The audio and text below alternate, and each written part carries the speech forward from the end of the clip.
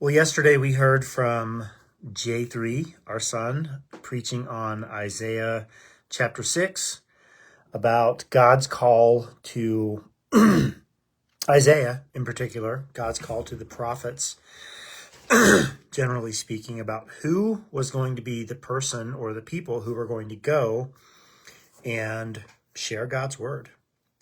Who is willing to go to a people, and John really did a great job on this yesterday in Isaiah 6, who's going to do a good job of going to people who are not going to listen? What does that look like? And what it ultimately looks like is it looks like surrender. When we surrender, we have to be willing to subordinate ourselves to the one that we are surrendering to. We are putting their role and power and authority over us, and we are submitting ourselves to what they would call us to do. And there's lots of things we could think about. Maybe an easy one is when we're going somewhere we've never been before, and we type that address into our phone. Like we are surrendering in lots of ways to the will of the GPS.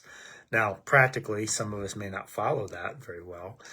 But when we surrender ourselves to God, we are surrendering. It's like surrendering ourselves to the GPS. We're going to go wherever it tells us to go, whenever it tells us to go there. And now the GPS is sometimes flawed. You can have a conversation with my wife about the time where she was trying to go to Kearney and it took her somewhere else. But we are really subordinating ourselves. We are surrendering ourselves to the will of the GPS. Like we're going to go where it tells us. And when we surrender ourselves to God, it's the exact same thing. God says in Isaiah 6:8, "Then I heard the Lord asking, whom shall I send as a messenger to this people? Who will go for us? Who will I send? Who's going to go? Who's going to go do the thing?"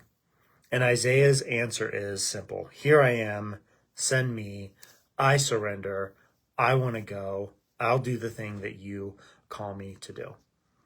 And like John talked about yesterday, the Christian life is about surrender. It's about our submission to God. Going as a messenger, doing what he calls us to do. And that's my prayer for you today.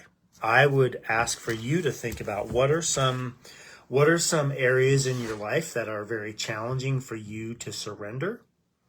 And how can you start to develop practices to where you can be obedient to God? So that when God calls you to do something, when God calls you to something, when God calls you to say something or be somewhere, that you would be in a place where you're like, yep, God, send me. That's what we're going to unpack as we go through the rest of this week. Love you, praying with you, praying for you, and we'll talk to you again soon.